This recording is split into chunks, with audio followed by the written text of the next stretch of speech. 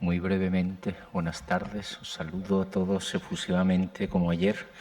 Nada, continuamos la sesión que inició ayer, también por dar un poco nuevamente para los que no asististeis ayer, decir que este diálogo se da como en un doble contexto dentro de los contenidos que venimos desarrollando, al menos desde el 2016 en la Virreina Centro de la Imagen. Por un lado, dentro de una investigación a largo plazo, de largo aliento, digamos, que nosotros en Virreina creemos mucho creemos mucho en la continuidad de las cosas, ¿sabes? El museo históricamente está programado para cosas muy eventuales, pero la verdad es que cuando se aprende es cuando te equivocas, ¿no? Y para equivocarte necesitas un poco de tiempo a veces, ¿no? Entonces, la performatividad de las imágenes, que es la línea de investigación dirigida por Andrea Soto Calderón, es una línea que llevamos abierta desde prácticamente el inicio de cuando yo empecé aquí, en el 16, ¿no? Andrea y yo somos como los más antiguos de aquí de la Virreina. Y es una investigación como dije ayer, para nosotros trascendental. Es como si tuviéramos un instituto de pensamiento avanzado sobre la imagen que se aguanta en las espaldas de Andrea. Por aquí han pasado pues, Manuel Aloa, Jacques Rancière, y ahora para nosotros, como dije ayer, como una referencia que es Marie-José Monsen, que para nosotros es como una referencia increíble y que es algo que Andrea viene ahí intentando desde hace mucho tiempo, con lo cual, como os dije ayer, estamos súper contentos. La conferencia de ayer fue, no sé, yo creo que todos los que estuvimos, bastante impresionante por nuestra parte, al menos yo me quedé bastante impresionado. Y hoy continuamos. Nada, os quería dar como la bienvenida. Sabéis, y el otro contexto en el que se da este diálogo es en la exposición Imágenes vacías, Imatges buidas, de Oriol Vilapuig, que es una exposición que podéis ahora, no ahora mismo, no os levantéis y os vayáis, pero cuando os apetezca podéis visitar en Virreina. Va a estar como tiempo. Yo creo que es una exposición... Para un centro de la imagen hacer esa exposición es otro... Sí, es una exposición... Las exposiciones a veces no son cosas que tú haces, propuestas, y a veces las exposiciones te miden un poco, ¿no? Yo creo, y ya digo, es casualidad, un poco es casualidad, aunque no... Creo que confluyan este debate, la performatividad de las imágenes, Marie-José, la exposición de Uriol, y todo habla un poco de lo mismo y no tiene nada que ver entre sí. Pero diría que si lo hubiéramos hecho con una voluntad, que no ha sido exactamente así, lo hubiésemos... Pero a ver si le encontráis vosotros como también la conexión. Muchas gracias, buenas tardes y bienvenidos. Buenas tardes. Muchísimas gracias por esta presentación tan generosa, Valentín.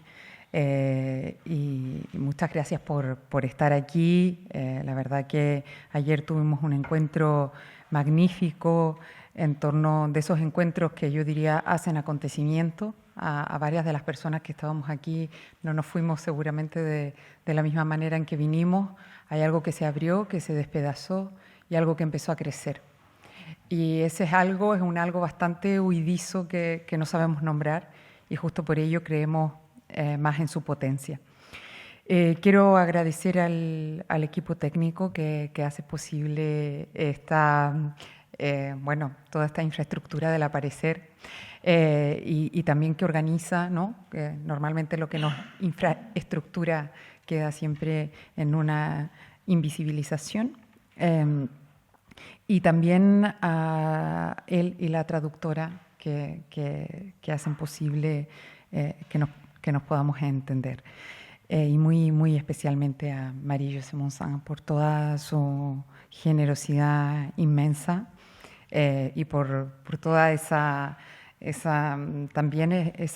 humildad, ¿no? Y la sencillez que tienen los y las grandes.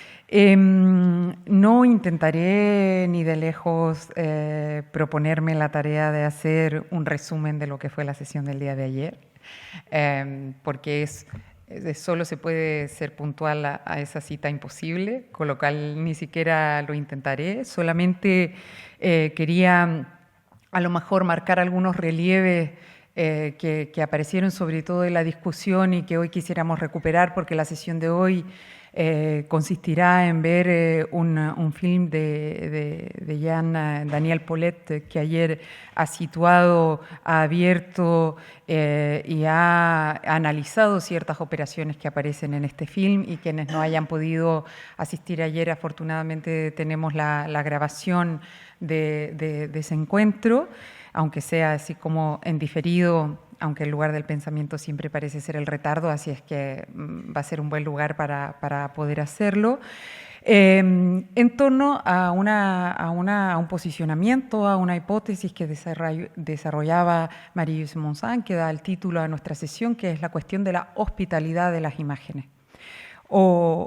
Así como de los lugares que ocupan las imágenes en las configuraciones de los sujetos, pero muy particularmente en los procesos de subjetivación y diríamos también de desubjetivación de las operaciones, el lugar que tienen las operaciones imaginantes. En el caso de la hospitalidad, abriendo también la pregunta inmensa por lo que nos llega. ¿Y qué es lo que nos llega en la llegada del otro? ¿Cómo se construye la mirada? En el caso del film que veremos hoy, contestar también a la construcción de la mirada de lo que se consideran cuerpos repulsivos o de cómo se norman los cuerpos en las imágenes. Y también un concepto y un desarrollo que es una línea fundamental en el trabajo de Marie-José, la fobocracia, ¿no? Que creo que va a ser un concepto que tendrá una remarca particular el día de hoy, o de todo aquello que nos infraestructura a partir del miedo, que nos organiza a partir del miedo, y todas esas políticas de la inhospitalidad que se justifican en una economía de nuestros temores. Y que evoca el fantasma de la contaminación incluso por la mirada, que lo introducía con el caso de los leprosos, pero sobre todo de una tensión compleja, ambivalente y extremadamente interesante que ella desarrolló ayer, que es la relación de la raíz entre hospitalidad y hostilidad. Esa raíz compartida, esa ambivalencia y esa tensión que nunca se puede resolver ni disolver. De igual manera, en el análisis de Marie-José Monsan figura con fuerza el posicionamiento de este film que no culpabiliza al espectador. Entonces genera un movimiento diferente. No se trata de decir esto es lo que hay que ver, o de dirigir una mirada específica. Al contrario, se constituye desde una energía ficcional de la imagen, que esta será como otro concepto que ella levantó, si se puede decir levantar, o proponía ayer, la energía ficcional de la imagen para abrir una zona, este es otro concepto que también desplegó ayer, en el que se pueda articular la posibilidad de una existencia, que justamente existir es aquello que es posible. Para la hospitalidad de la mirada. Mirada que desde luego de su pensamiento a lo largo de todos estos años nunca es pasiva, sino que precisamente el movimiento de la energía ficcional es una potencia de actuar en el sentido spinoziano, nos decíamos ayer del término, esto es que tiene como una fuerza, una suerte de fuerza centrípeda o de centrífuga para mover aquello a lo que se aproxima. Y de esto, la sesión de ayer, al menos su intervención, acababa recuperando el concepto Foucaultiano de epimeleia, como referencia al ocuparse, cuidarse y tener cuidado de los otros como incluso una forma de cuidado de sí, pero también de otra cuestión que es fundamental en su trabajo, que tiene que ver con el cuidado de las formas, ¿no? De esas formas que están en vías de aparecer, que no existen antes de su aparición, sino que se configuran en ese aparecer, y por eso la importancia de germinar estas zonas, o zonar, como ha dicho ella, en referencia a la Jorá, como ese espacio de lo que no tiene espacio, pero que hace posible todo aparecer.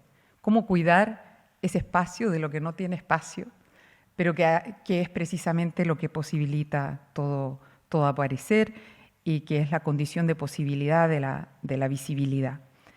Bueno, hubo referencias en las que, no sé, yo creo que la sesión de ayer era como que no podían dejar de brotar las imágenes a partir de las reflexiones y las evocaciones, no solo de desplazamientos o lecturas muy, muy interesantes del Timeo, o de cierta comprensión de la hospitalidad en Derrida, o del movimiento del lugar en Blanchot, y de toda la importancia que la sesión acababa un poco, bueno, la intervención de la conferencia era el trabajo de la cámara, el trabajo de la imagen, el trabajo de las prácticas artísticas, de ahí esa importancia de un trabajo sensible, en este caso del trabajo de la cámara, que no cesa de hacer surgir en lo visible el sujeto borrado y permitir también otros surgimientos para lo que se presenta como insoportable. Trabajo que además, como mencionaba, sobre todo en el caso de las prácticas artísticas, opera por vía negativa, como sustrayendo, al menos es a través de la sustracción por medio de la cual muchas veces se abre un espacio a aquello que inexiste pero insiste. Y lo que es muy interesante aquí también es que ese trabajo con lo sensible no se trata de hacer aparecer una forma que está esperando por nosotros, sino que es producida por una multiplicación insular, decía ayer Marie-José, que ahora al ver el film también vamos a ver cuál era la importancia que tiene esa introducción de continuidades donde se había trazado un camino recto para la mirada, y sobre todo el necesario compromiso con esa diseminación de los puntos de vista contra toda la fusión de la visión a la que nos empuja las hegemonías de lo visible. No me extiendo más, creo que ya a lo mejor para quienes no estuvieron ayer he abierto demasiadas cosas que no han sido desarrolladas, pero solamente quería marcar algunos relieves, sobre todo a partir de algunas aperturas conceptuales que nos proponía y que hoy vamos a poder desarrollar lentamente. Muchísimas gracias por estar aquí. Muy bienvenida otra vez, Marie-José. Merci beaucoup. Muchísimas gracias. Muchas gracias, Andrea, Valentín, muchas gracias por esta acogida ayer, hoy. Muchas gracias a todos por haber venido, para venir a compartir este objeto difícil, porque tiene mucho más que ver con lo que Kant llamaría lo sublime. Estamos hablando de el orden, y pasa por el desorden de un cuerpo, el desorden de la enfermedad, la proximidad de la muerte, y al mismo tiempo estamos hablando del desbordamiento de la forma, que hace que haya una belleza de lo sublime. Asimismo, es una película que se llama L'Ordre, porque Jean-Daniel Paulet y Maurice Borne hicieron esta película juntos en 1973, para aquellos que no estaban aquí ayer. Era en el fondo la respuesta a una petición de un laboratorio que encontró un tratamiento para curar la lepra, y se convirtió en un objeto de arte, en un objeto de culto. ¿Y qué es para mí un objeto artístico? Sobre todo cuando es sublime, cuando es bello en el sentido común del término. Para mí un objeto de arte es un objeto que otorga libertad libertad a aquellas personas a las que se dirige, a vosotros, y que hace una oferta de libertad de la mirada, que construye una relación a la vez de amor y libertad en una situación crítica, en una situación aguda, complicada. Pero yo escojo esta definición para toda obra de arte, considerando que no defino el arte en función del éxito o la belleza de sus formas, sino por lo que el arte, el objeto de arte, es capaz de operar en sus destinatarios. Por lo tanto, yo sé, sea cual sea la dificultad que impone la película en algunos momentos, sé que se ha elaborado y construido de modo que uno solo puede, después de verlo, sentirse transformado, desplazado. Y la manera en que un cuerpo desordenado, un cuerpo que ha perdido lo ideal, formal, de lo que llamamos un rostro humano, y la gran tradición hace que la belleza a menudo pase por los rostros y por los cuerpos. Aquí, en cambio, tenemos un desplazamiento desde el principio, un desplazamiento bastante salvaje y, al mismo tiempo, una restitución del lugar correcto que tenemos de unos y otros, la reconstrucción del justo lugar que ocupamos unos y otros, porque este lugar es justo y precisamente esta justicia que opera la imagen es lo que también Jean-Luc Godard quiso poner de relieve en sus obras. Jean-Daniel Paulet es un gran cineasta, ha hecho aquí una gran obra, y no quiero hablar demasiado hoy porque algunos de vosotros ya vinisteis ayer en la conferencia, ya me escuchasteis con respecto a la hospitalidad, la acogida. Lo que os pido es que acojáis esta película, este hombre, esta isla, esta insularidad, y que poco a poco os adentréis en un archipiélago humano, teniendo en cuenta que cada isla que vosotros sois, cada insularidad individual que constituís, espero, entre en un régimen de acogida de las imágenes que nos va a permitir, espero, después compartir la emoción, y no solo la emoción, sino también compartir, diría, la fuerza política de este grito de alarma, de este grito de quien desde este orden tiene miedo, teme que nosotros estemos viviendo e instalados en un desorden. Bien, pues vamos a ver la película. Después, la película dura 40 minutos, más o menos, de media. Y dado que es una película que se desarrolla en Grecia, en ese país donde la belleza de los cuerpos quedó exaltada por el arte,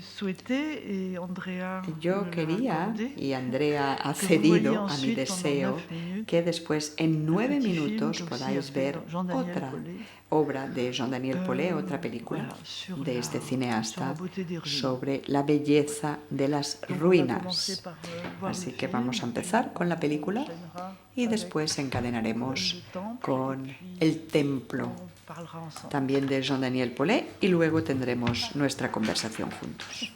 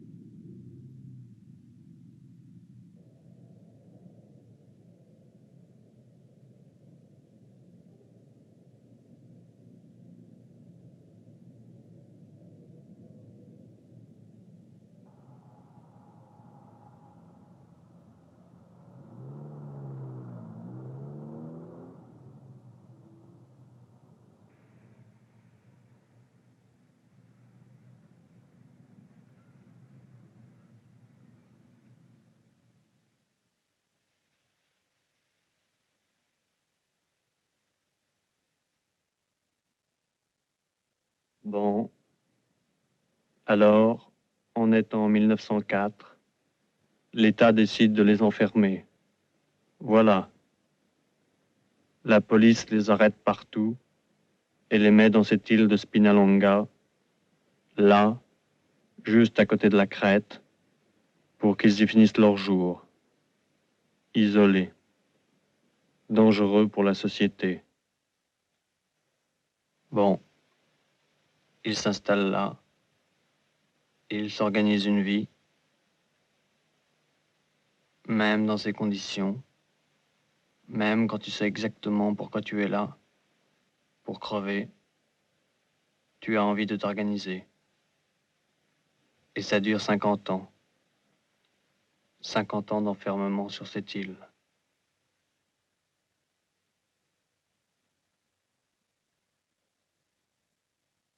Tout à coup, on trouve un moyen de lutter là contre.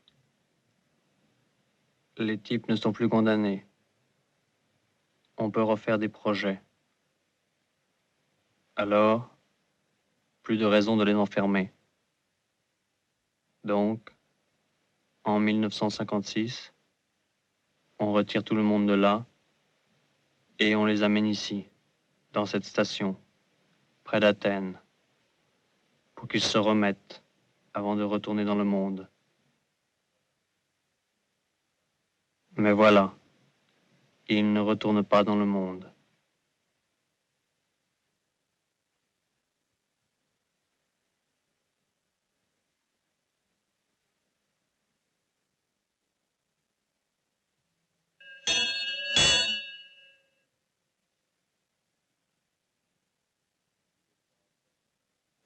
Je vous défends à jamais. Entrez en l'église, marché, moulin, four public, et toute compagnie assemblée de gens. Item, je vous défends désormais de jamais laver vos mains, et toute autre chose nécessaire devant fontaine, ni ruisseau de quelque sorte que ce soit.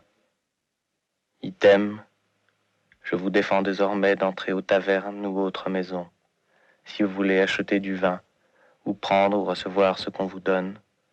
Faites qu'on le mette dedans votre baril ou autre vaisseau.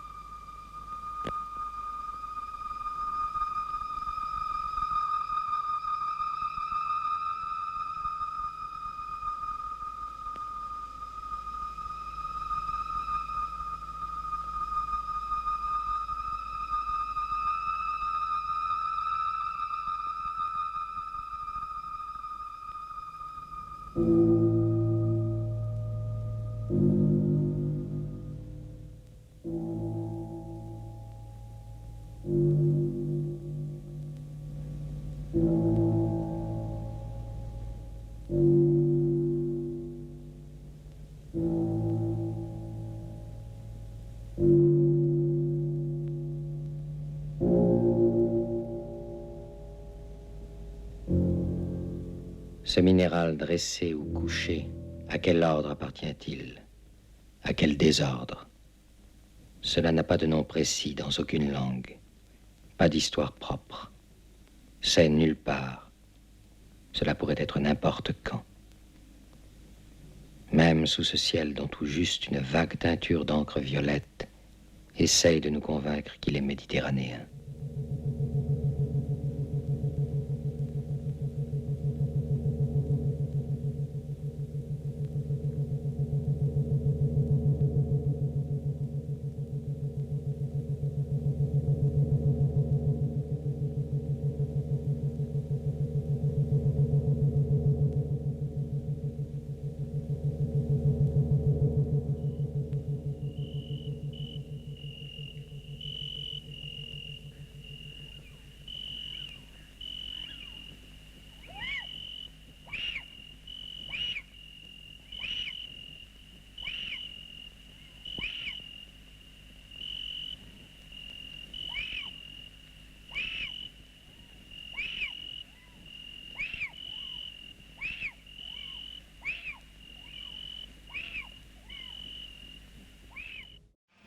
Muy bien, he querido que vierais estos 9 minutos, esta segunda película Bassae, porque algunos de los que estabais ayer aquí sabéis que yo había sugerido que Polé había filmado Remondakis el leproso como se filma el Partenón, un templo mineral en ruinas que está allí. Y entonces Remondakis era un abogado muy conocido. Y entonces esto es una argumentación de un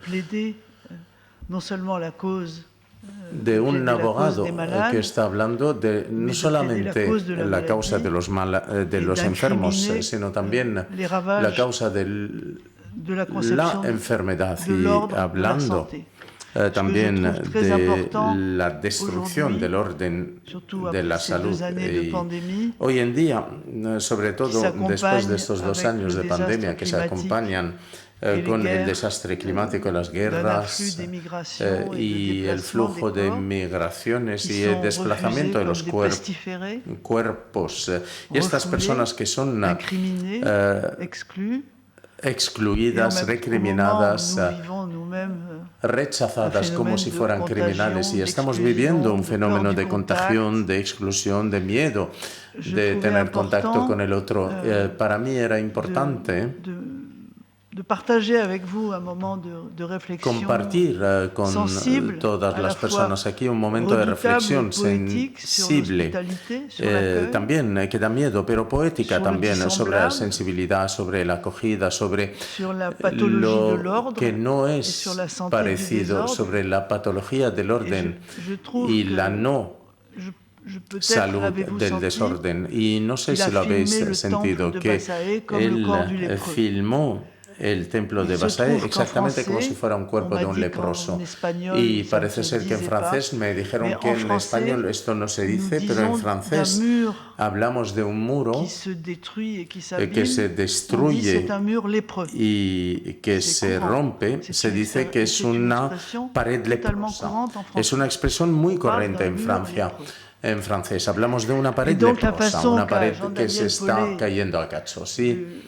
Y entonces Polé filmó la isla, las ruinas, las piedras, los muros, y también se acercaba y se alejaba de los muros, de las piedras, de los templos, y se preguntaba sobre la eternidad y sobre la muerte y sobre la manera en la que el mundo mineral nos ha precedido y estará aquí, incluso cuando nosotros ya no estemos aquí. Y entonces esto da al cuerpo de Remondakis esta especie de este toque de eternidad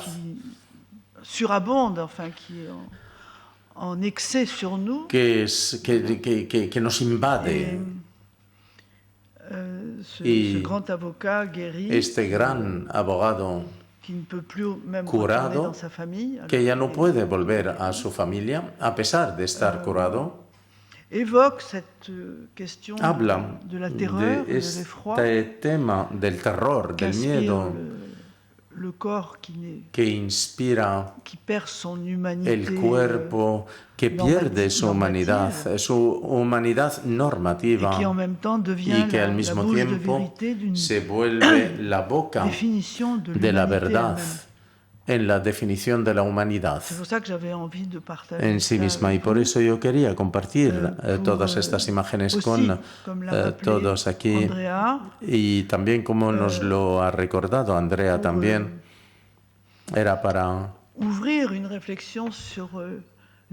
poder establecer una reflexión sobre el aislamiento, la insularidad, las brechas infranqueables entre los sujetos y también al mismo tiempo esta manera que tiene la cámara justamente de avanzar, de recular, de avanzar, de caer y con unos ritmos, unos tempos muy distintos, unos ralentando, unas aceleraciones, unas vueltas atrás, estos movimientos de la cámara para hacer sentir que la cámara está llevada por un cuerpo que se acerca, que se vuelve atrás, que tiene miedo, que corre, que se pregunta, y entonces la cámara se vuelve una voz, un cuerpo invisible,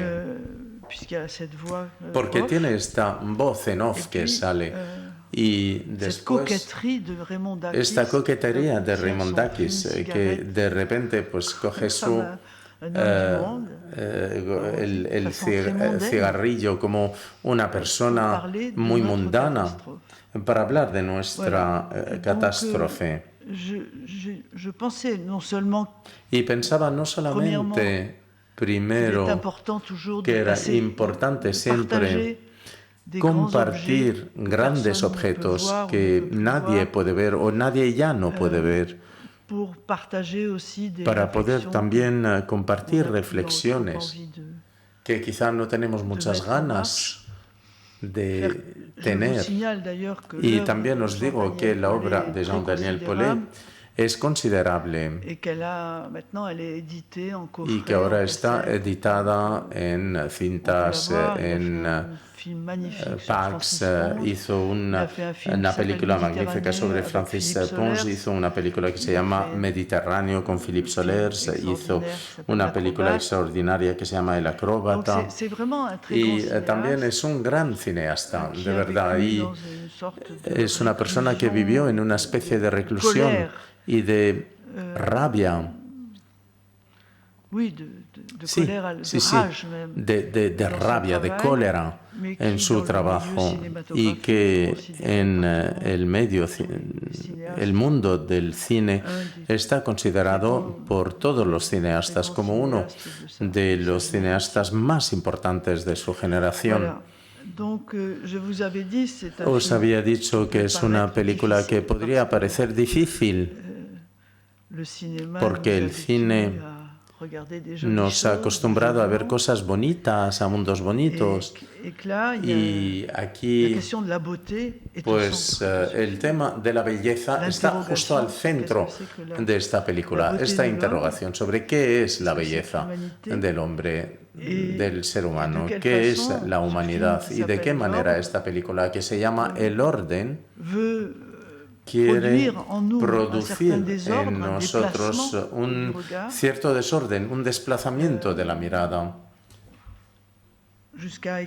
hasta expresar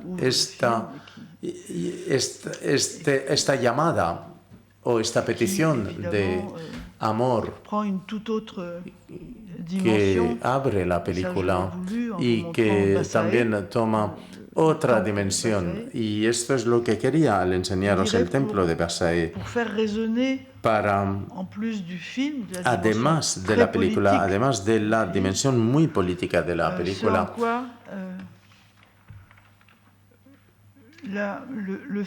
para hacernos pensar que la película no es solamente política, sino que es la articulación entre lo político, la filosofía, y también muy metafísico. Es una película física y muy metafísica. cuestión de la física está en el corazón de la metafísica.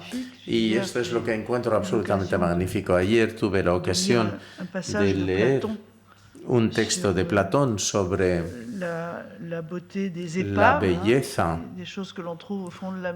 de los restos que encontramos en el fondo del agua, que ya no tienen formas, que están cubiertas con líquenes y que no se pueden reconocer. Y también yo hablé ayer de Ulises, que no se podía reconocer, y también esta película nos hace preguntarnos sobre qué quiere decir reconocer al otro y decir que es mi semejante. Algunos dicen es mi hermano. Yo prefiero decir mi otro. Eso quiere decir que es el que yo recibo y es el que me recibe a mí. Y entonces esta era mi propuesta para esta noche. Y estaré encantada de volver a ponerla en tela de juicio, incluso si tenéis una crítica que podéis elegir. No sé, yo estaré encantada de hablar con vosotros sobre esta película. Sobre estas películas. Ver juntos quiere decir hablar juntos de lo que vemos. Y ayer precisamente hablaba de esto. Ver juntos es hablar juntos de lo que estamos viendo, porque ninguno de vosotros ha visto exactamente lo que el que tiene al lado ha visto, porque llegáis con vuestro cuerpo, con vuestra mortalidad, con vuestra historia y con la manera en la que os sentís hoy en este momento los unos al lado de los otros, pero al mismo tiempo estamos viviendo una experiencia archipielágica. Y también este texto que leí ayer y esta película que comparto con vosotros, lo que he querido es que se creara una experiencia entre nosotros, algo que ocurriera. Y entonces yo quería que esta película os llegara poniéndoos quizá mal o bien. Podríamos,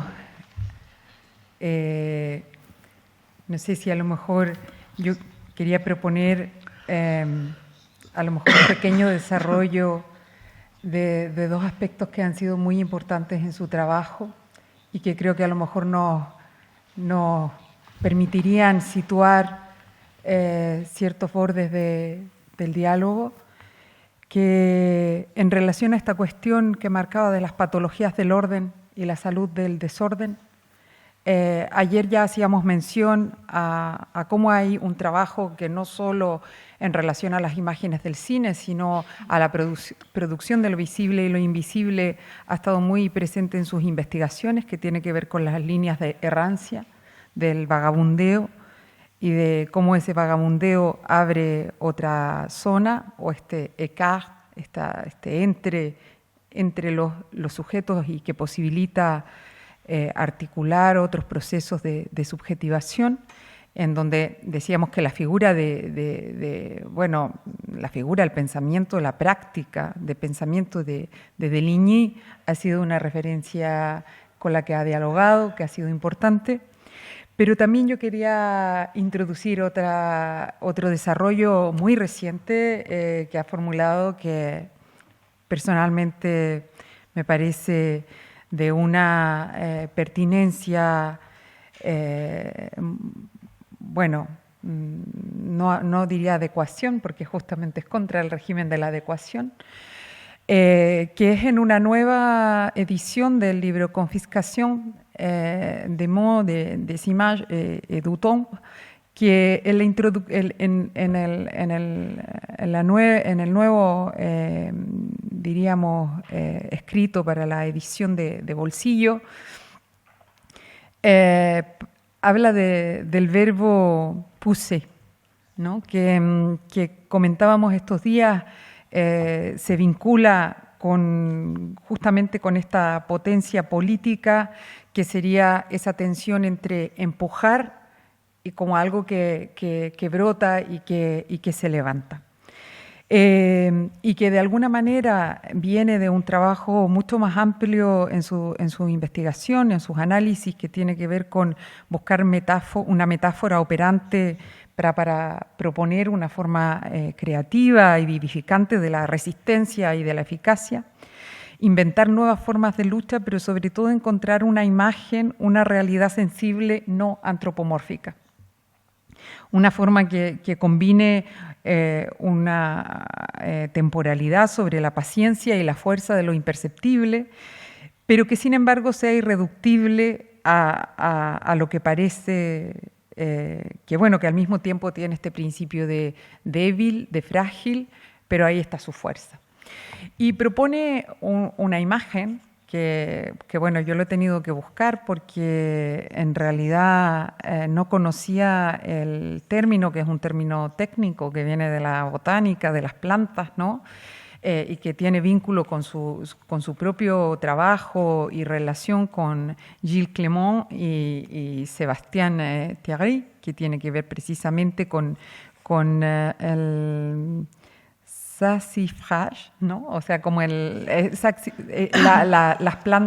plantas que crecen saxífragas, no sé, bueno, he descubierto hace muy poco que existe una categoría botánica para hablar de este tipo de plantas y que básicamente,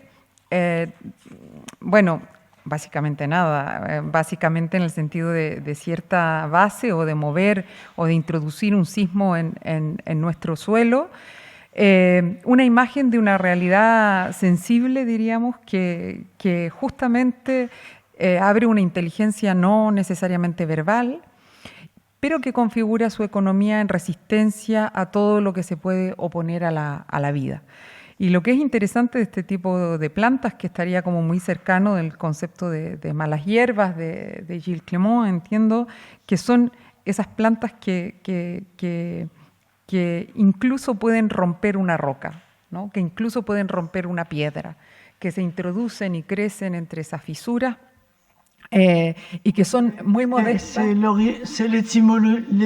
La etimología, de hecho, de esta palabra saxifraga, saxas, esto viene del latín. Saxa es la piedra y frangere es fraccionar. Y entonces podríamos traducir esto por rompe hormigón, por rompe piedra. Son vegetales que no tienen raíces, que llegan con el viento y que pueden romper las piedras. Y había fabricado entonces una fórmula que llamaba la saxífraga política. Sí, justamente es como de alguna manera romper este orden mineral de la necesidad, ese orden mineral que justamente aquí con este segundo film, ¿no? de algo que se ha mineralizado, que se ha instalado como un régimen de creencia, que se propone como necesidad, como que es incontestable y que no puede ser roto de ninguna manera, pensar en esta potencia precisamente de esas pequeñas plantas o vegetales, ¿no? que son modestos pero obstinados y que pueden desestabilizar un orden homogéneo que se considera como lo real. Entonces, en esta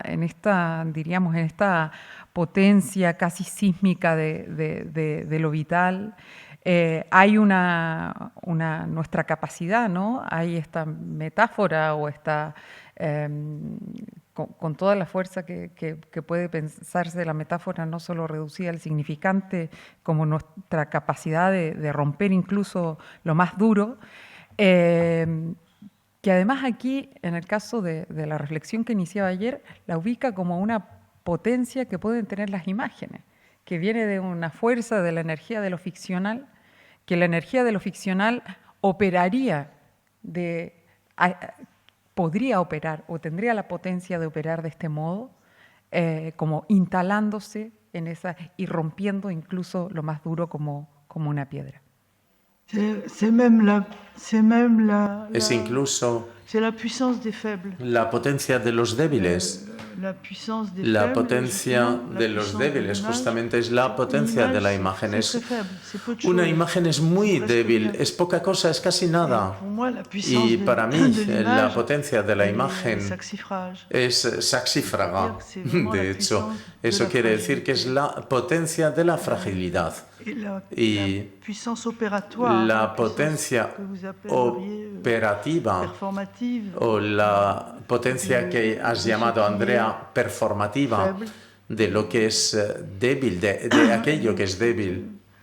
Y entonces esta capacidad de aquello que es débil, de transformar el mundo, que ha hecho que yo diera privilegio a lo que llamo las resistencias microsísmicas.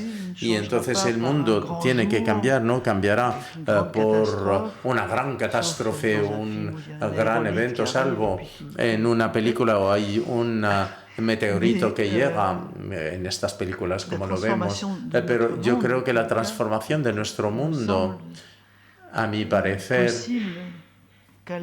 solamente es posible por la multiplicación y la invasión de todos los elementos microsísmicos estos y la difusión microsísmica de todas las fuerzas saxífragas, de hecho, y los gestos de arte, los gestos de ficción, para mí tienen esta fragilidad y tienen esta potencia. Y entonces sí, por supuesto, el tema mineral está extremadamente presente en las películas de Paulet, en el orden, en l'ordre y también en Passae. Está muy presente. Y al mismo tiempo hay una palabra que a la vez nos interroga, desplaza, quiere crear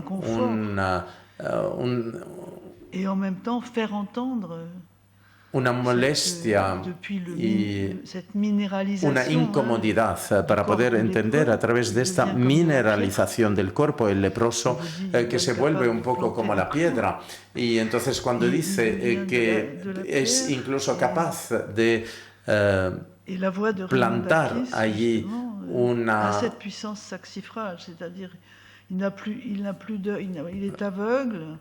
y tiene mucha fuerza y entonces es ciego, este leproso no tiene boca, no tiene manos y grita, en francés se dice empuja. Pousser es el mismo verbo para gritar y para empujar. Y entonces tiene una potencia increíble, como aquella persona también que planta el clavo con la mano.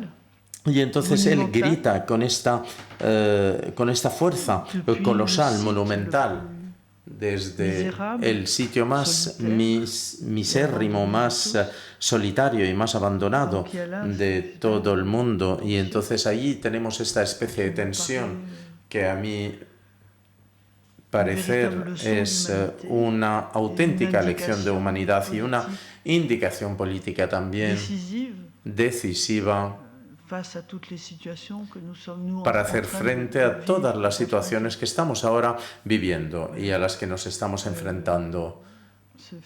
Esta película que, bueno, tiene sus años porque fue editado en el 1973, tiene casi 50 años esta película y me parece el tema de esta película de una actualidad absolutamente crítica, incisiva y políticamente...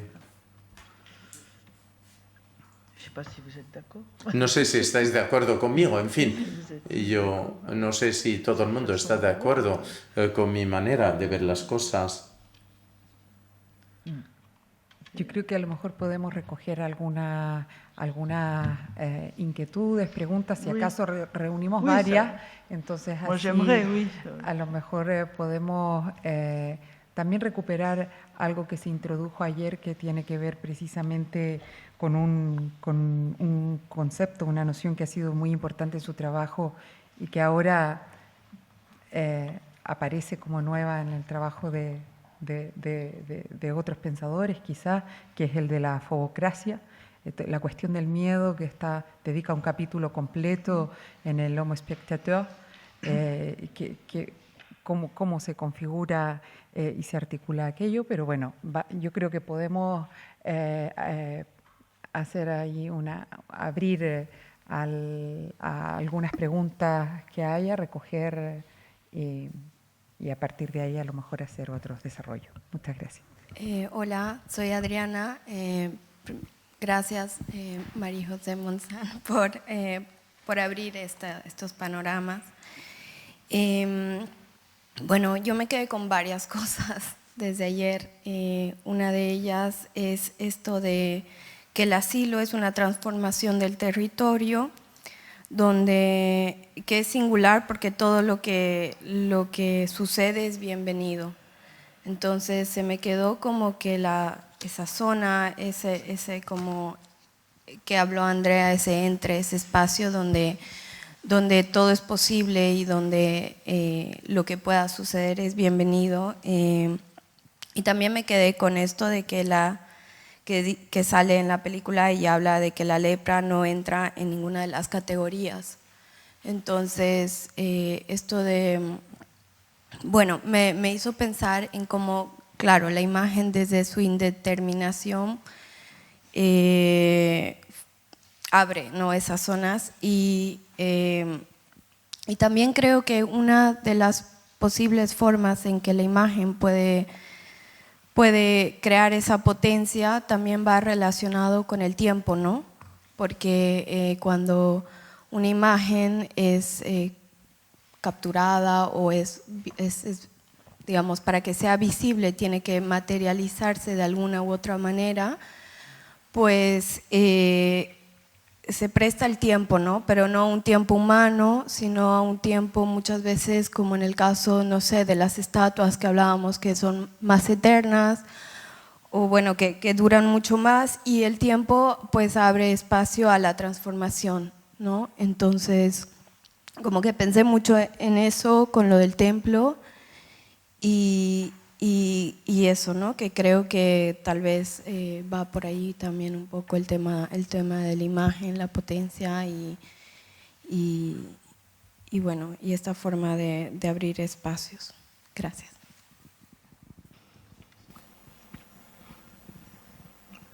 Oui, enfin, sí.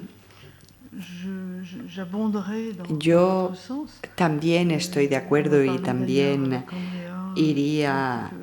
haría hincapié también en lo que tú comentabas. De hecho, lo comentaba yo también con Andrea y estábamos aquí intercambiando también con respecto a la cuestión del tiempo y yo decía que la problemática de la imagen no es espacial, sino temporal.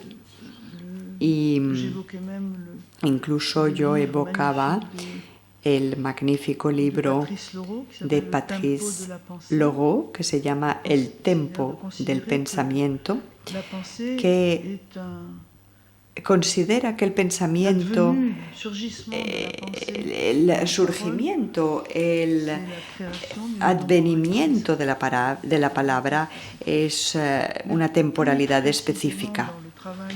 Y más concretamente en el trabajo que yo intento hacer con respecto a las imágenes, en la película que acabáis de ver, en el largometraje y también en el cortometraje, la cuestión del tiempo también queda enunciada, queda tematizada. Y se enuncia, se tematiza, pero al mismo tiempo lo que más nos sorprende es el ritmo de la película. Esta forma de ir y venir como si fuera un vagabundo en un laberinto, en una isla minúscula. Spinalonga es una isla pequeñísima, es como un pueblecito. Es un islote en el fondo. Y de repente se convierte en un lugar que uno recorre en todos los sentidos y uno tiene la sensación de que es inagotable, precisamente por la forma en que la película se apropia de lo visible, de forma rítmica, casi como si fuese un instrumento de percusión. Uno golpea, va, viene, vuelve, sube, baja, se gira, se desvía, atraviesa. Y uno pues corre y se tira sobre un obstáculo y en el fondo no sucede nada en la película. Es una isla, lepra, y precisamente en realidad sí que sucede algo. Hay una mirada con la de un cineasta y una voz llevada por una mirada, pero también una mirada llevada por una voz, que organiza un viaje al país de los humanos.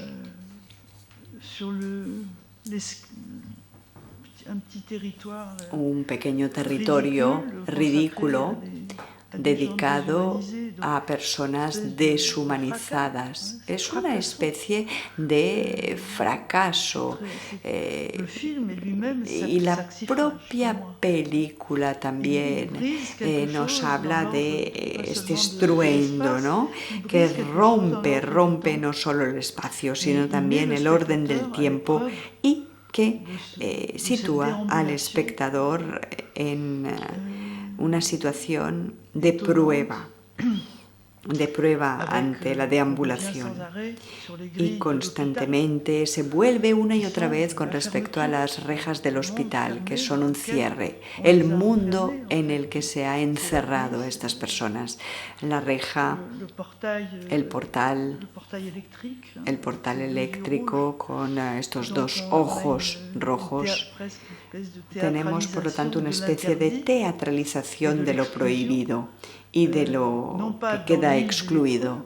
Y no en la isla de los leprosos, sino en el continente, que se acaba convirtiendo en una cárcel. De hecho, a ellos los habían encarcelado en la isla, pero luego se filma Agia Bárbara, el hospital de Atenas, como una cárcel. Las rejas, el portal, los barrotes. Y por lo tanto está en el tempo de la película, en el tempo de la imagen, que se produce esta oscilación entre el espacio de la libertad y el espacio del encierro. Y la voz nos hace oír, nos hace escuchar que Spinalonga podría ser como el lugar del exilio. En el fondo es el espacio de la sociabilidad. Uno nunca moría solo ahí. Y efectivamente hay ese momento de alusión rápida. No queríamos un espejo, es decir, que esta película rompe con cualquier aventura narcisista. Queda absolutamente fuera de lugar el disfrutar de la imagen o que el espectador disfrute de lo que se le está mostrando. Para nada. Se acaba con se pone fin al cuestionamiento narcisista, donde se dice que la belleza puede pasar por el reflejo. Tenemos esta narcisización del espejo. Una belleza sin reflejo, ¿qué es? Es reconocerse en el otro. No necesito un espejo, tienes que estar ahí tú ante mí. Y si me ves, entonces yo me convierto en alguien visible. Y eso es lo que es magnífico. Pero esto se hace precisamente dentro del tempo de la película, dentro del movimiento temporal de la película. En esta imagen que, la película, la historia, 1904-1953, estamos en un relato, en una historia. La película tiene lugar en 1973 y yo la estoy ahora proyectando en el año 2022. Estamos en una historia, en una aventura que empieza en 1904. Y yo lo que propongo es que no se acabe en 2022, sino que precisamente el trabajo del cineasta hace surgir otro orden de la temporalidad, que es el de la perennidad, la idea de la humanización del mundo. Por lo tanto, también es la medida en que Reimondakis habla en griego, pero habéis oído la palabra griega, ¿verdad? Catástrofe. Y lo que es una verdadera catástrofe es precisamente darle la vuelta a todo. No es el apocalipsis. La catástrofe es realmente esta conmoción, y toda la película se construye a través de esta caída. Uno cae constantemente, es como una especie de voltereta en la que uno todo el rato está en esta caída. Y por lo tanto yo creo que todo esto responde a la sensibilidad y, como comentaba la compañera, la temporalidad de la imagen, que es decisiva en la construcción de una mirada que nos hace adentrarnos en un relato que podría ser absolutamente insoportable, complaciente o incluso psicologizante, pero para nada. Hemos aquí conjurado todos los regímenes de facilidad para plantear la cuestión del terror y del horror, como en la tragedia griega. Tenemos esta idea de catástrofe, es decir, es la cuestión de nuestro desastre. Y creo que en este momento, con todo lo que está sucediendo actualmente, pues a más o menos distancia de donde estamos nosotros, pero al lado, no obstante, desde la canícula en la que estamos viviendo hasta la guerra de Ucrania, poder plantear de forma creativa y con gestos artísticos la cuestión de lo que todavía es posible en el corazón de nuestro desastre, que es una realidad, me parece importante que compartamos la belleza paradójica de una película como esta.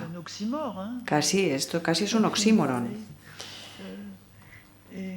Y al mismo tiempo abrir el campo de lo que es posible, porque hay un gesto artístico que nos pide que acojamos lo que nos muestran, escuchar lo que nos dicen y hacer algo con ello.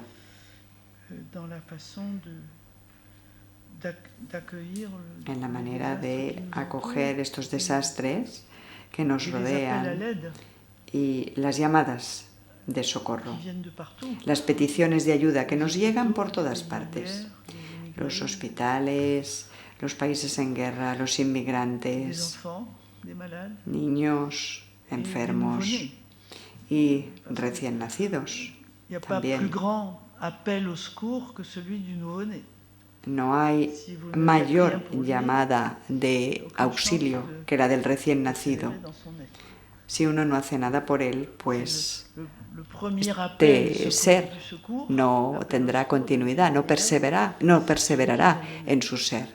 La primera llamada de auxilio es la que nos envía el recién nacido. Y al mismo tiempo es la imagen de quien lo puede todo si hacemos algo por él. Es esta epimeleia de la que tú hablabas, Andrea. Por lo tanto, sí, el tema del tiempo, y yo también lo veo, estoy de acuerdo contigo, lo comparto totalmente y muchísimas gracias por haberlo evocado. Porque es espontáneamente fácil imaginarse que el campo de lo visible es un campo espacial, que la imagen es una cuestión de espacio y de localización. Para nada. Lo que tenemos es una deslocalización y una temporalización. Ese es el trabajo de la imagen. Desaloja e introduce en el tiempo de un relato. Sí, acá hay otra pregunta, otra intervención. Perdón, igual es una exageración, pero quería preguntar porque en la película me resonaba, usted sabe que el texto bíblico de la resurrección de Lázaro es el santo de los leprosos y muere de lepra, y en el texto bíblico de la resurrección de Lázaro, que es muy interesante, a mí me resonaba en la película mucho ese texto, porque, sabéis, Jesús es llamado por Marta y María, llega 4 días más tarde, hace mover una piedra del sepulcro, dice: Lázaro, levántate, y sale caminando. Había como el camino, la piedra, la casa, ¿sabes? Toda la iconografía pictórica, por ejemplo, luego cuando Velázquez pinta aquel cuadro tan maravilloso en casa de Marta y María, no sé si es simplemente unas resonancias o Poulet podría tener algún tipo de referencia sobre ese texto que es, por otra parte, tan conocido y tan fundacional, porque me parecía en un momento que habían demasiadas casualidades iconográficas. Gracias.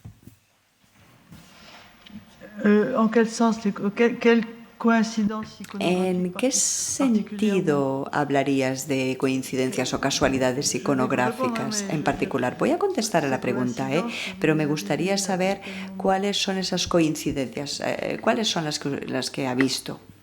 Bueno,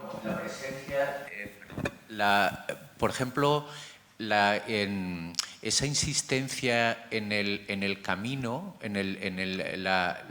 la llegada como a la isla, ¿no? Las imágenes que salía insistentemente el camino, la verja, ¿no? Que era como una llegada después de, ¿no? Luego, por otra parte, es decir, las propias edificaciones, el papel que tenía como la piedra, ¿no? En muchos casos, he visto en algunos momentos que se saltaba a una mirada, si se puede decir así, de la piel, de la propia piedra, ¿no? Y luego, por otro lado, la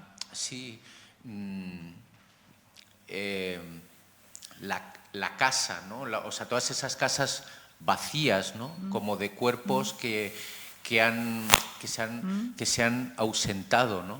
O sea, que era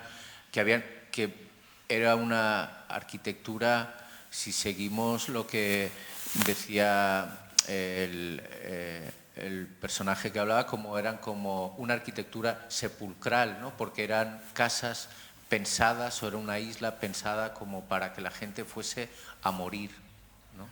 No sé, me ha parecido que había ahí ese tipo de resonancias. Igual, no es que esté haciendo una lectura bíblica de la peli, que no, perdonar, pero joder, es que al ser Lázaro tan claro que es una referencia histórica muy importante para todo es el patrón de los leprosos, pero aparte él muere de lepra, ¿no? Las representaciones pictóricas de Lázaro siempre son muy impactantes, ¿no?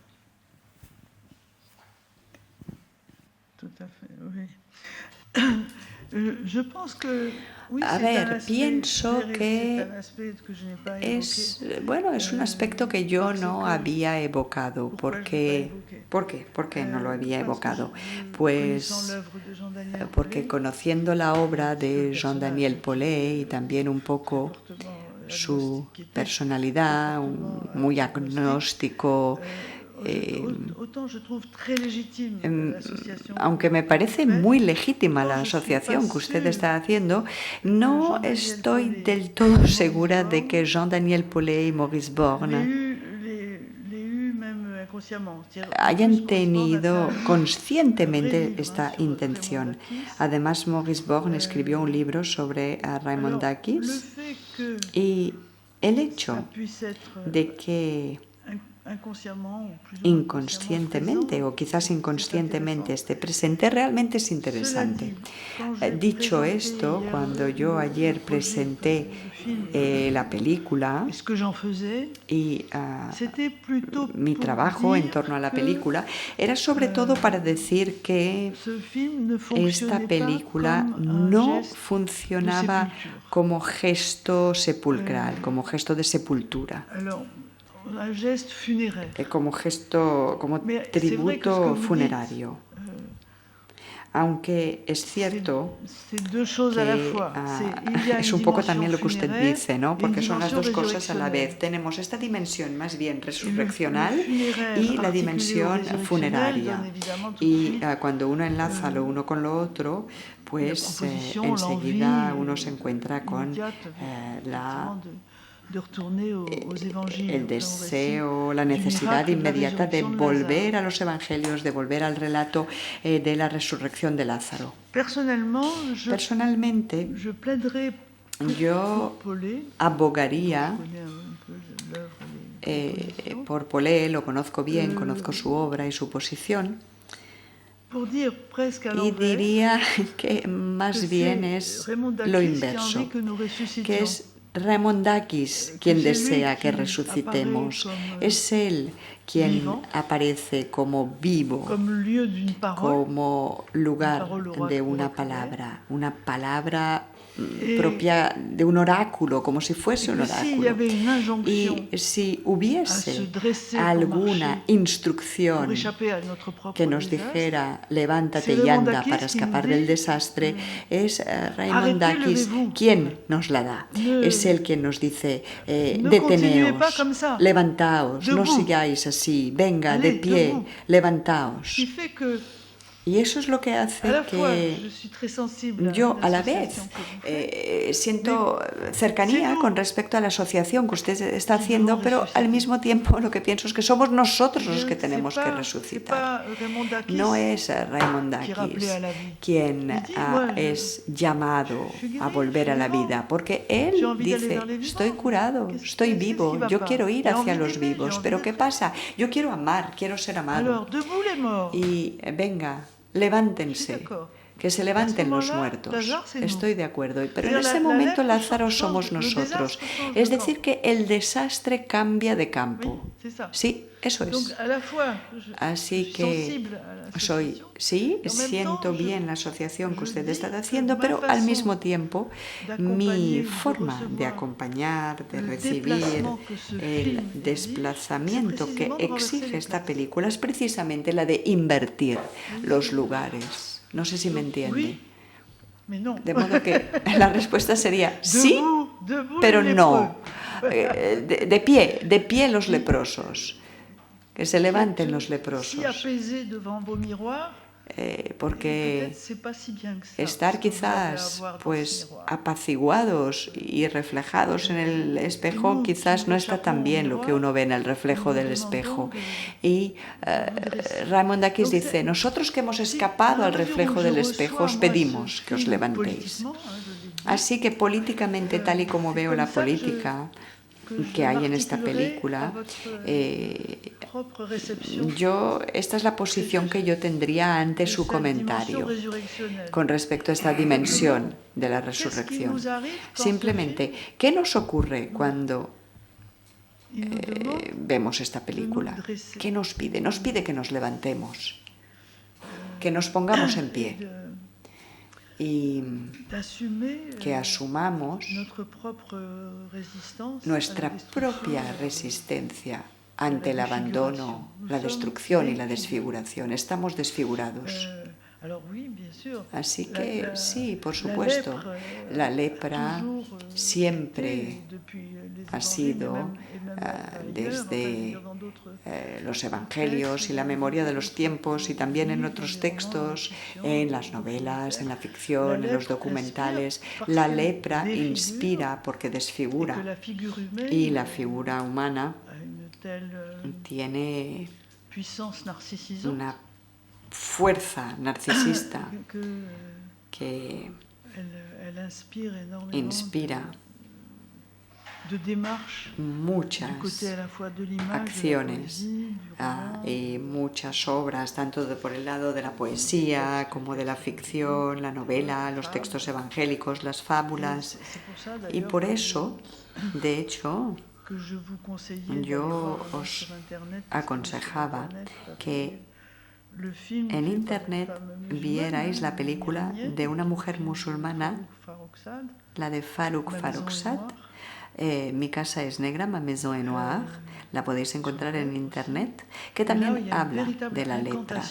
Y ahí la verdad es que hay un verdadero encantamiento, podríamos decir, una auténtica plegaria, una especie de sacralidad poética de la voz que habita en esa película. Una película que es muy corta, si no me traiciona mi memoria, son unos 20 minutos. Absolutamente alucinante esta película de la directora iraní.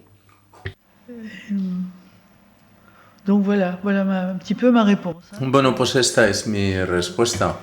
Oui. Que sí, pero... Con la referencia bíblica también hay en uno de sus libros, yo no recuerdo cuál, que refiere la carta de los Corintios 12:21, cuando dice, el ojo no le puede decir a la mano, yo no necesito de ti.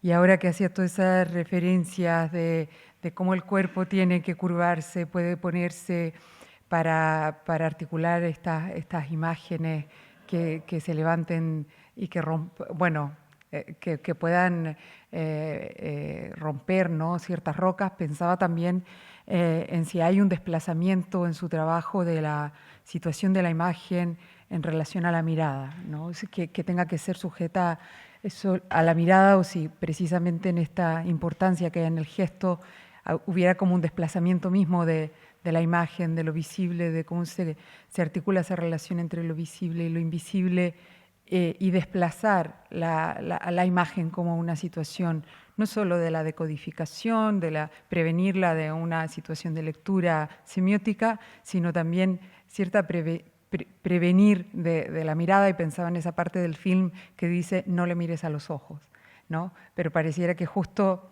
desplazando de los ojos pudiéramos ver, ¿no? Esa la contagion par le regard. Sí, acá. Oui. Sí. Pensé que tenías el micro, pero... Bueno, me ha parecido muy interesante la película. De todas las lecturas posibles, o de lo que he visto, y yo ayer no estuve, a mí me ha llamado la atención una cosa que dice el abogado, no recuerdo el nombre, Ramoyakis, o bueno, el abogado, con lepra, que dice, si venís a filmar o a hacer fotos, no traicionéis mis imágenes. Y es un poco, esto se podría extrapolar a hoy en día, y a mí es lo que más me ha interesado, ¿no? O sea, en la mirada de la gente llana, hacia lo desconocido, que viene a través generalmente de los medios de comunicación que manipulan, contaminan, transgiversan en función de sus intereses. Estamos hartos de ver en el telediario cómo imágenes desastrosas las ponen en bucle y me parece casi una especie de tortura para personas, sobre todo personas que no salen mucho a la calle, que viven encerradas en sus casas y la realidad les viene a través de imágenes completamente contaminadas y transformadas, ¿no? Digamos, que no se atañen a una realidad, ¿no? Para generar un miedo, para generar... Entonces, a mí me interesaba mucho lo que decía él, eso, ¿no? De vais a traicionar y a manipular para generar un miedo hacia nosotros, que somos personas que contaminamos o que... Y eso es, de la parte de la película, a mí lo que más me ha interesado, que se puede extrapolar un poco a lo que pasa hoy en día en la sociedad cuando vemos los telediarios o vemos... o como ha pasado con la pandemia, ¿no? Los que no, todos los contrarios a vacunarse eran gente egoísta, gente mala y no ponían, y siempre no daban voz a autoridades especializados en vacunas y tal, que un poco ponían en cuestión todo lo que estaba sucediendo, ¿no? No se les daba voz, ¿no? Entonces un poco, me ha recordado un poco a todo esto. Oui, tout à fait. Enfin, totalmente, tiene razón. Y imagino también que cada uno de los que han visto esta película, cada uno pues se ha sido más impactado por algún momento u otro de la película. Sí, es verdad. Y entonces, ¿cómo empieza la película? La película empieza con esta llamada a la cámara, diciéndole, yo no quiero ser el leproso de turno, el negro de turno. Y entonces allí plantea sus condiciones desde el principio y se enfrenta. Y entonces la relación que se estableció entre Raimondakis y Paulet fue muy constructiva para los tres, para Bon, para Paulet y para Raimondakis. Fue una aventura muy constructiva. ¿Hay alguna otra pregunta o intervención? Sí, Uriel.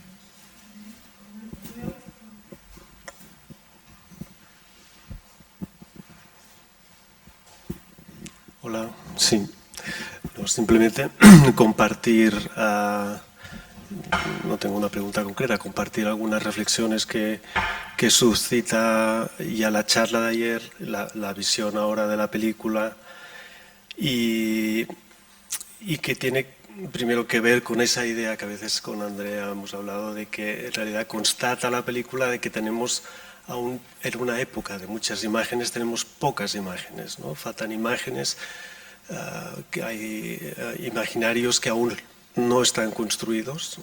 Esa película lo que permite es dar visibilidad y construir un imaginario de algo que no tiene imagen, y me parece que es una cosa importante en este caso. Estamos hablando de una saturación de imágenes, pero en realidad estamos también deseando que hayan imágenes esenciales que aún no son posibles ver. Entonces, sí que hay en esa película otra vez esa idea de deseo de tomar la palabra, ¿no? Deseo de tomar la palabra. En el caso del lenguaje cinematográfico, pero se me suscita la idea, o me interesa la idea, desde dónde se toma la palabra, ¿no? En ese caso, en esa película, es muy difícil tomar la palabra delante de un suceso, de unos acontecimientos como la lepra, ¿no? Y me parece extremadamente difícil situar la cámara ahí. ¿Cómo la sitúo? ¿Desde dónde la sitúo para hablar de eso? Me pasa con el cine de Pedro Costa también, siempre me ha suscitado una cierta fascinación desde dónde él sitúa la cámara cuando está hablando del cuarto de banda y sitúa la cámara dentro de su habitación y la sitúa desde una idea que ayer habló usted también de esa idea que igual es latente en esa posición de poner la cámara en el lugar adecuado, es esa idea de lo sagrado, que ayer también usted habló de esa palabra que tiene unas connotaciones igual, pero que aquí no se refiere seguramente, como decía Pasolini, a un sagrado confesional, sino a una idea de unidad del mundo, ¿no? De que formamos parte de una unidad y que lo que tenemos delante forma parte de nosotros, ¿no? Y que la capacidad de mirarlo sin prejuicios y sin condescendencia y sin posiciones altivas ni posiciones ya demasiado construidas, ¿no? Es decir, esa posibilidad de mirar algo con unos ojos limpios, ¿no? Como algo sagrado, como algo que nos pertenece. Igual ahí también hay una parte de hospitalidad en esa manera de acoger la imagen de alguien. Y sorprendente cuando él filmaba a los leprosos, ¿no? Cómo los filmaba, era como un aura, ¿no? Tenía como ese aspecto, y eso me parece que es muy difícil, ¿no? Entonces, no sé, es un comentario. Igual esa idea de sagrado o de lugar, que ayer también usted hablaba de ese topos del Chora, no sé cómo... La Chora. Que era un lugar que no se deja ver, que es indeterminado, que es potencia en realidad y que permite abrir la imagen a otros lugares. Simplemente ese comentario. Je vous en remercie. C'est très juste, oui. Hola. Me aventuro a decir un par de cositas que veo en la película. Una, querría poner el punto sobre un posible signo de narcisismo que hay. Os lo digo así como juego igual, pero creo que, siguiendo de ti, que no sé cómo te llamas, Uriol, es imposible, por un lado, la posición respecto a la lepra aquí es imposible sin el discurso de Raimundakis. Digamos que su discurso, que es el discurso fuerte, es el que ayuda, de hecho, a Paulette a poner la cámara, ¿no? Y por otro lado, la única otra persona que habla de los leprosos es una mujer que, cuando le filman, dice algo así como qué divertido fotografiar a este mono, que parece como incluso que no sabe ni siquiera que están filmando. O sea, no es ni consciente. Hay una pérdida de conciencia en lo que ella dice, en cómo contesta. Y es el discurso débil. Y ese discurso es justamente el discurso narcisista. ¿Por qué? Porque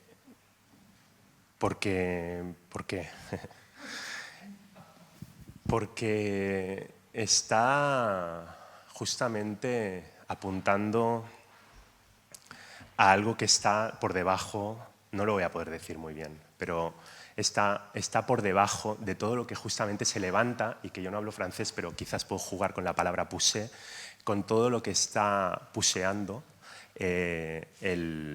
Raimundakis, ¿no? Entonces, a mí me parece muy interesante esta tensión que se genera entre Raimundakis y esta mujer. Pero además me parece interesante, y esto quizás es lo más interesante, que Paulette coge y juega con el tema de la lepra, pero capitaliza todo lo que se dice desde el leproso en una persona tan potente. Justamente, o sea, lo que hace es, digamos que pone cabeza a algo que es como tan disgregado como es la lepra, y se distancia, se desplaza, se desmarca de la propuesta de una palabra colectiva para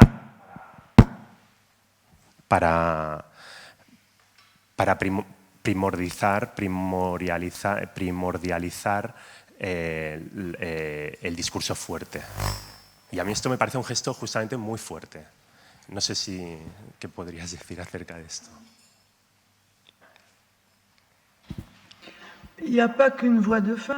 No hay solamente una voz de mujer, pero hay una voz de hombre. Hay la voz de Maurice Borne y otra voz. Lo que es importante es tener voces, la voz de la mujer, la voz de un hombre también, la voz de Remondakis también, y siempre pues tenemos una interrogación que piensan qué es la salud, qué es la enfermedad, y es una especie de eco, una respuesta al posicionamiento de Remondakis. Él está defensando, él es abogado, está en una situación de defensa de su causa y él sabe hacerlo porque es abogado. Y luego tenemos otras dos voces en off que están allí, ¿cómo decirlo? Como en un canon, el canon en la música, existe esta palabra en español, y entonces cuando las voces cantan una detrás de otra, y entonces el canon en música, sí.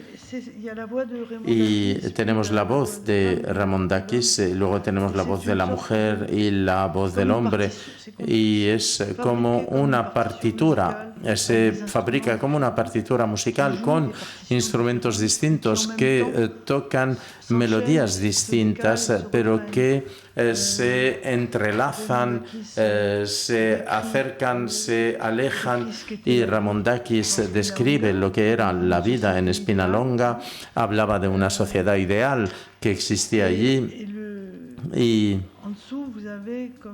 de una manera subyacente, porque en un canon tenemos dos voces, y esta segunda voz que decía, ¿y ahora qué? ¿Y ahora qué? Y entonces cuanto más Remondakis y la cámara se pasea por la isla, y cuanto más habla Remondakis, más hay una interrogación que cada vez se hace más patente, de dos cuerpos ausentes.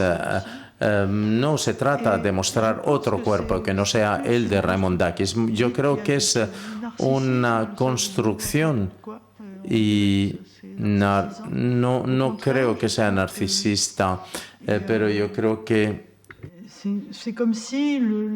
es como si la palabra de Remondakis provocaba un eco instrumental en dos otros cuerpos invisibles que están tomados cada vez más y que se están interrogando cada vez más sobre la salud, sobre la enfermedad, sobre nuestra enfermedad, para hacer surgir un cuerpo enfermo, pero que es un cuerpo invisible, que es el nuestro, el cuerpo del espectador. Y entonces están aquí casi como el enlace con el espectador, es nuestra mirada. Y entonces, ¿qué es lo que hacemos? ¿Qué es lo que vemos? ¿Qué es lo que no vemos? ¿Qué es lo que entendemos? ¿Qué es lo que no entendemos? ¿Qué es lo que aceptamos? ¿Y de qué tenemos miedo? Y entonces es casi una propuesta hecha al espectador, a quien se propone también de reflexionar a la voz monumental y este oráculo del templo en ruinas. Sí, hay algo sagrado. Bueno, Valentín ha hablado de de la palabra del Evangelio, pero yo hablé del texto de Platón, que es subyacente del pensamiento griego, o relativo a la belleza, y es algo, pero aquí no veo algún narcisismo. Por abrir y cerrar el debate, veo por la... Bueno, más bien prolongarlo en otro lugar. Entendía yo que a lo mejor la inquietud que estaba proponiendo Soren tenía que ver con este desplazamiento que introducía muy fecundo de allí no hay espejo, entonces lo que se acoge no viene por la proyección, sino por el reconocimiento del otro, pero quizás la inquietud, si lo he entendido bien, venía si a lo mejor en la base misma de fundar la acogida por el reconocerse no sigue siendo en parte narcisista y acoger a lo otro en tanto que otro no pasa necesariamente por una figura de reconocimiento, sino de acoger al otro en su legítima extrañeza, incluso cuando no nos reconozcamos en la llegada del otro. No sé si iba por aquí tu inquietud, pero a mí me parece como muy interesante, bueno, porque la tradición de la filosofía, lo que constituye incluso mismo procesos mismos de subjetivación en Hegel, ¿no? Tienen que ver justamente con esta dialéctica del amo y el esclavo que se funda en el reconocimiento.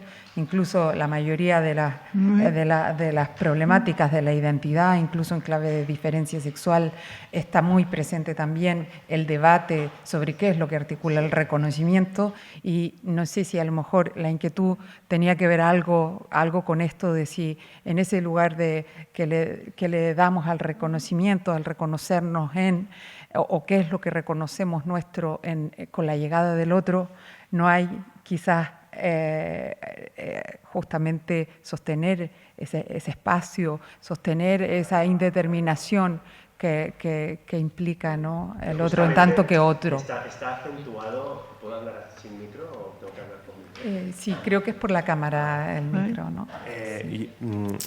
Que justamente pienso que está acentuado también por la vía negativa de esto, que es la manera como usted ha comentado de cómo Raimundakis posa o está delante de la cámara, cuando fuma, pero también cuando habla, ¿no?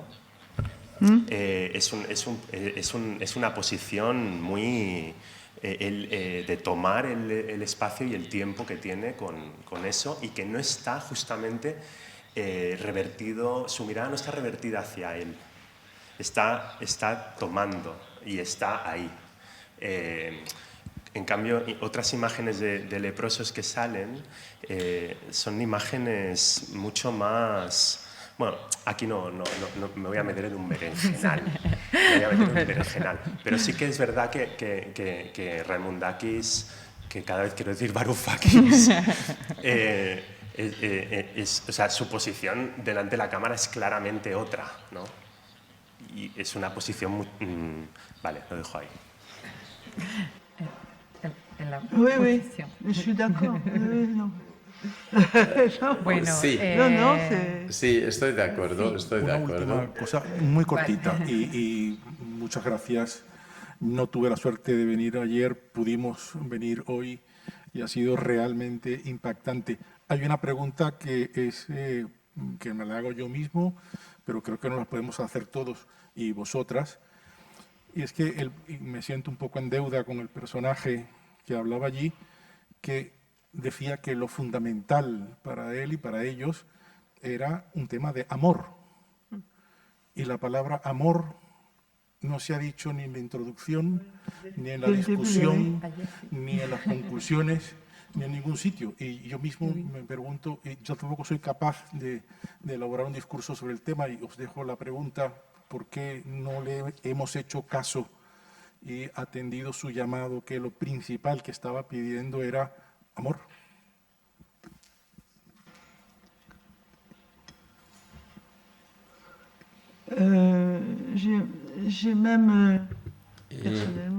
Yo personalmente acabé mi intervención no solamente hablé del amor que Raimondakis evoca, el amor entre leprosos y la petición de amor también. Pero, y si nosotros os quisiéramos, ¿lo soportaríais? Y entonces es el leproso que habla. Y si nosotros os amásemos, ¿lo soportaríais? ¿Soportaríais ser amados por un leproso? Sí, la cuestión del amor está muy presente, pero evidentemente no bajo una forma erotizada, podría serlo.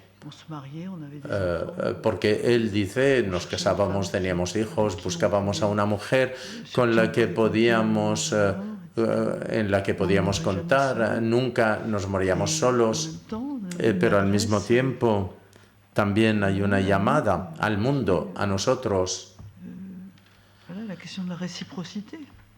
y que de hecho habla de la reciprocidad. Y yo, por ejemplo, si os amara, y entonces allí es donde tenemos el problema de la fobocracia, del miedo. Esto es interesante reflexionar sobre ello. ¿Cómo respondemos a la petición de amor? Allí. Yo, de hecho, ayer acabé mi presentación con esto. Gracias. Creo que ya hemos subjetivado el tiempo que no teníamos con exceso y espero que las imágenes sean ese lugar en que sigue transformando y desplazando no solo las temporalidades, sino justamente ese entretemporal, denso, espacial, complejo, y un regalo poder pensar entre imágenes y entre operaciones imaginantes. Muchísimas gracias, María José.